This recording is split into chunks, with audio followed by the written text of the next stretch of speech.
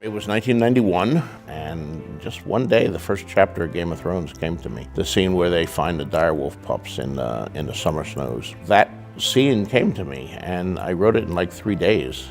It just poured out of me. I knew they were the summer snows, so this was a place where it snowed even in summer. So what could result that? And, wheels started turning. What kind of world would have that? Where did these people live? I've known writers who have tried to write for the audience or for publishers or for trends, and instead of just writing the kind of stories they really want to write, the stories that excite them, that interest them, the stories that they lose themselves in. If any writer is going to write about war, then I want him to treat war honestly. So it irritates me when I'm watching a movie or reading a book, and the hero is going through incredible dangers, him and his 6 buddies, and none of them die. Valor Morgulis, all men must die. I think it's part of life, and art needs to reflect life.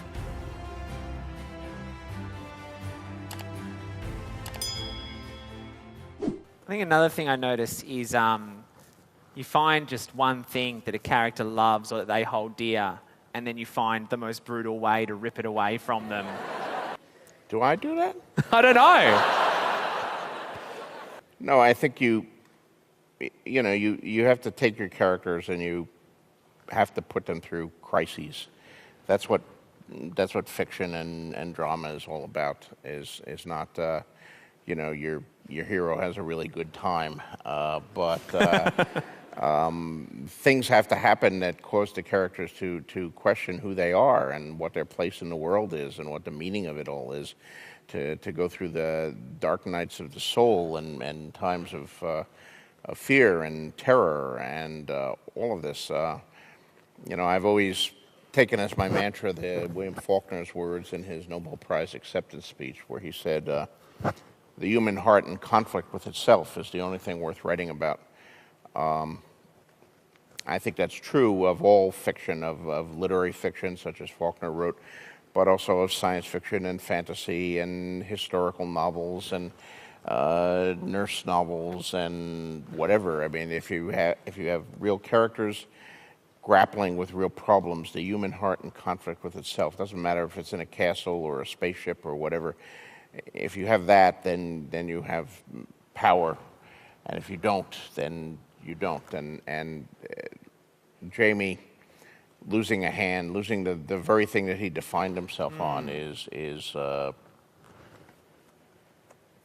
crucial to I think where I want to go with the character. And he questions, what do you make of yourself after you've lost that? And of course, I have Tyrion now going through similar things. I mean, he's always focused on the things that he did not have, like his father's respect or admiration, or perhaps women didn't look on him the way he would have liked them to look on him and all of that stuff.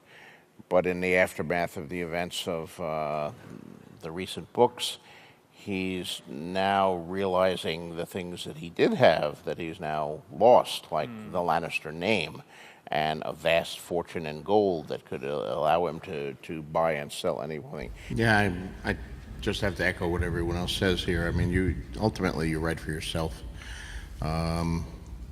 I've known writers who have tried to write for the audience or for publishers or for trends, and I've seen them spend years and decades running from one trend to another to try to be successful. I'll write some science fiction, I'll write some cyberpunk. Cyberpunk's very hot. Now I'll write steampunk because everybody likes steampunk. Oh, wait a minute, epic fantasy is catching on. I'll write that. Oh no, urban fantasy. And they keep switching genres, trying to hook on to something instead of just writing the kind of stories they really want to write, the stories that excite them, that interest them, the stories that they lose themselves in. Pat was right about obsessions too. I mean, for me, one of the things about the Middle Ages that I love is heraldry, and there's a lot of stuff in my book about all the heraldry of the various houses, and I love it. I devote a lot of time to it. I also devote a lot of time to feast. For some reason, I seem to have a certain attraction to food. I hadn't noticed. And some of my readers don't like that. It's Gratuitous. Gratuitous eating? Gratuitous eating. It doesn't advance the plot to know how well the swan was cooked. And well, why do we know all this heraldry? It's too much. I'm not interested in heraldry. And, well, fine. Write your own book, leave out the heraldry. I don't care. This is my book. I'm going to put in the heraldry. And we're not even going to get into the whole question of sex and gratuitous sex. And can any sex really be gratuitous? I don't think so. But no, you write the things that interest you. You use someone who was really interested in plate tectonics. I don't think I'd be lined up to buy that fantasy about a lot about plate tectonics. But if that's what floats his boat, hey, maybe he'll make me interested in it. Do you like killing your characters? No, I don't. Then But why do you do it so much, George? I do think it needs to be done. Big fan of death up there, okay. Valor Magulis, all men must die. I think it's part of life, and art needs to reflect life.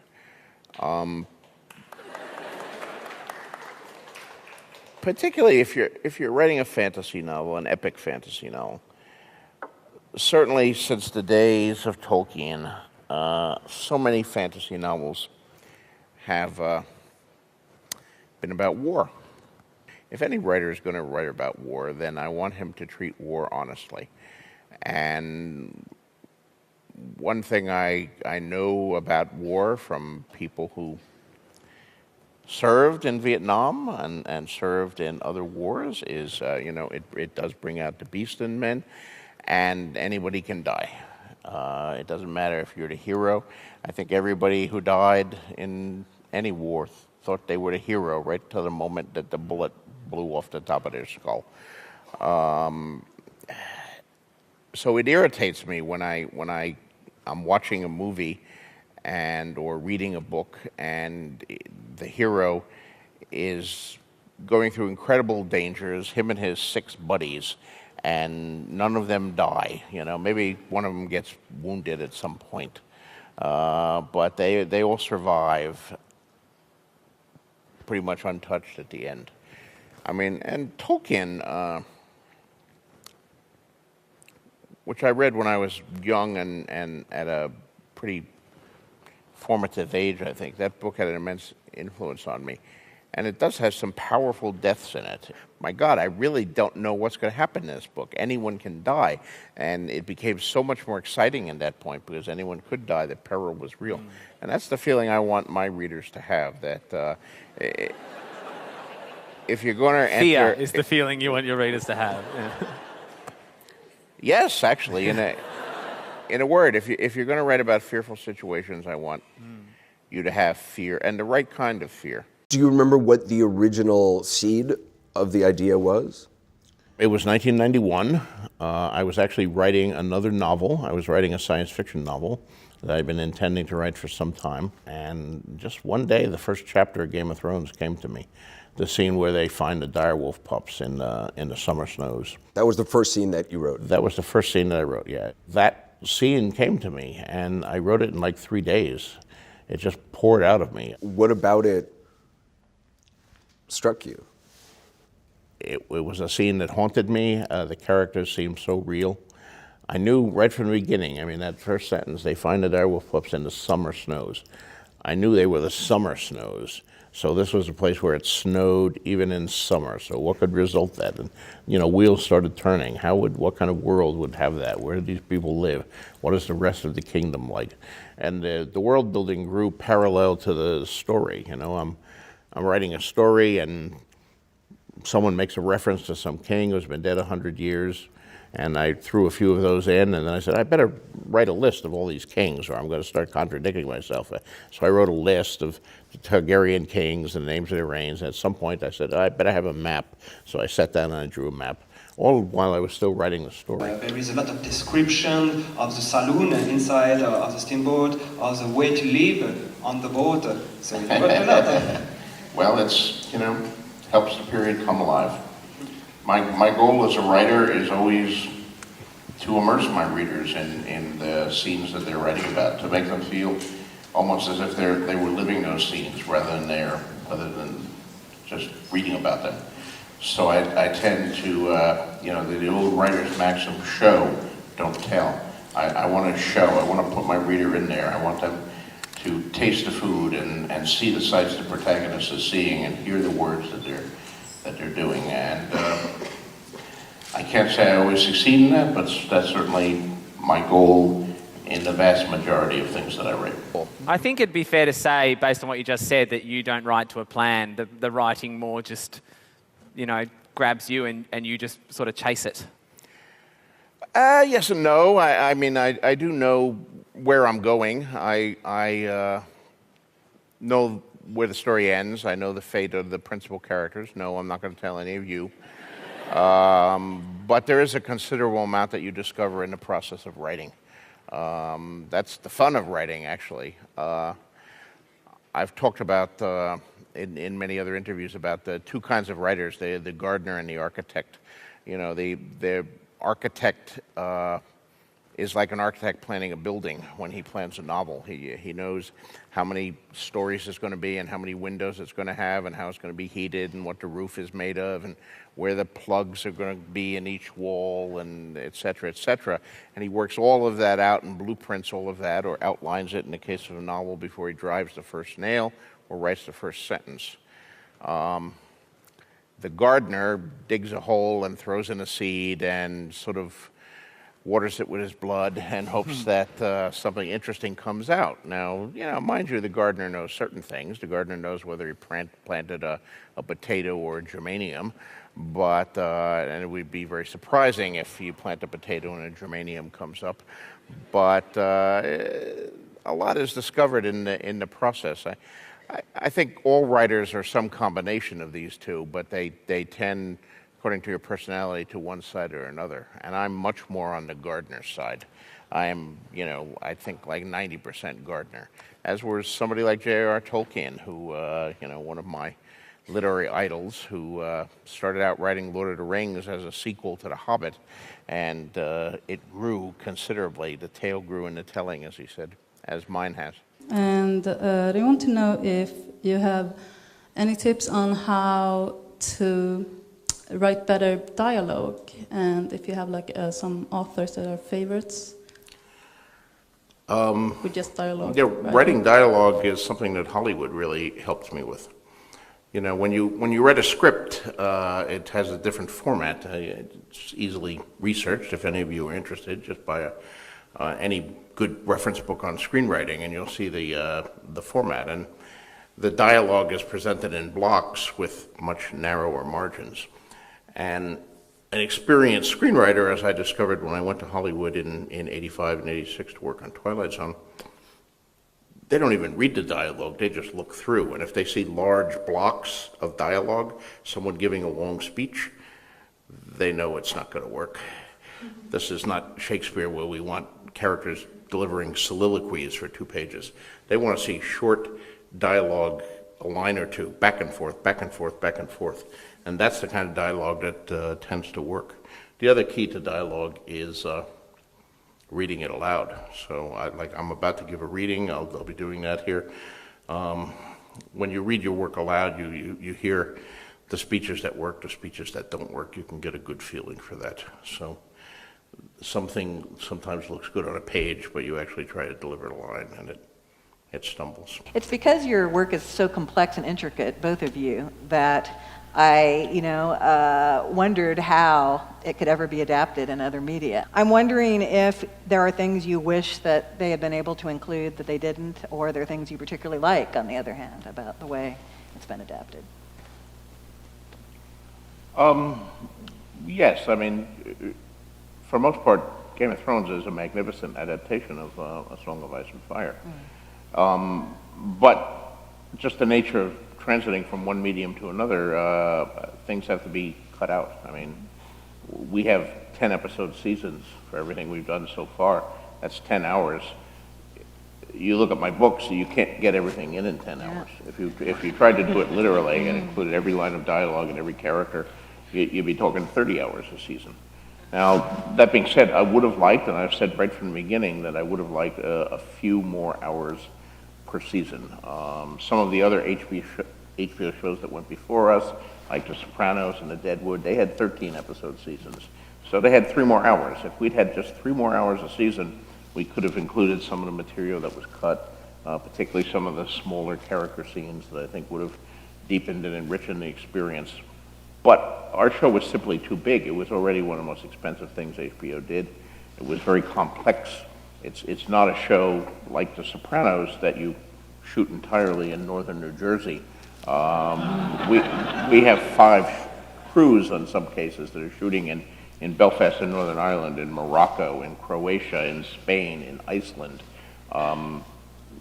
It's a huge undertaking, and David Benioff and Dan Weiss, the showrunners and the guy who did most of the work of translating from one medium to another, said to me at a certain point when we were debating this, George, if we had 13 episodes per season, it would kill us. And I like David and Dan, and I don't want them to die, so I stopped saying that we needed 13, but 13 episodes per season would have been good. You're always going to lose things in that process. My novels are gigantic, but even a novel that is not gigantic, it's hard to get all of it into a movie or even a TV show. Before I made the deal with HBO, I had offers from people who wanted to saw the success of Lord of the Rings with Peter Jackson and wanted to make mine into a feature film. And I had meetings with them, but I just sort of laughed. No, there's no way you get all of my stuff into 2.5 hours. So I'm very glad we chose the path we did. And yes, it had to be HBO. You can't put this on CBS. People would die. They would see a boobie and So no, it has to be. I think it's different for every writer. I mean, the one thing that's common for fiction writers, and I know in a crowd this size, there are probably a good number of you who are aspiring writers or people who do write or think about writing someday. It's not a career for anyone who needs or values security. It's a career for gamblers because, every time you write a book, you're throwing the dice again, and you don't know whether it's going to crash and burn or whether it's going to be a big success. Most books, of course, are somewhere in between. It's a career of ups and downs, and I've been very fortunate. I've experienced far more ups than I have downs, but I have had a few downs and, dark times where I thought my career was over and I wasn't sure I was ever going to sell another book. What's important to me looking back on those is that even at the times where I was afraid I wasn't ever going to sell another book, I never doubted that I would write another book. Oh, that's so key. And that's the real thing that I think distinguishes a real writer from the false ones, that even if you can't sell the books, you're going to write them anyway because you got these stories inside you that you want to tell. You have these stories inside you that have got to get out, and you got to get them down on paper. And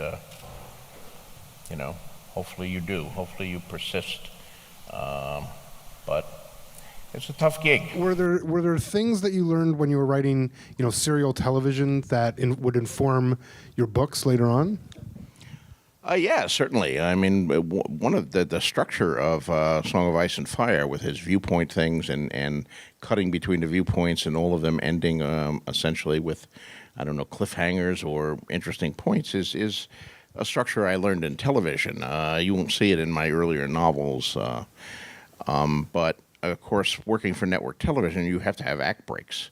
And depending on the structure of the show, is it a four-act show? Is it 4 acts plus a teaser, or 5 acts, or is it a teaser and a tag, what have you? But you always have to go out on an act break before you go to the commercial, and it can be a cliffhanger. That's a good act break. It doesn't have to be. It can be just a twist point or a new revelation or a piece of information or, something is resolved. But, it's if you watch Law and Order, it's always the da-da-da-da moment, where right before the commercial, da-da-da-da, oh my God, something has changed here. And the idea is to bring you back after the commercial, of course, but it's a good way to end a chapter or an act. And sometimes it's pretty hard when you're designing your story to come up with those act breaks, but that's why you get the big bucks.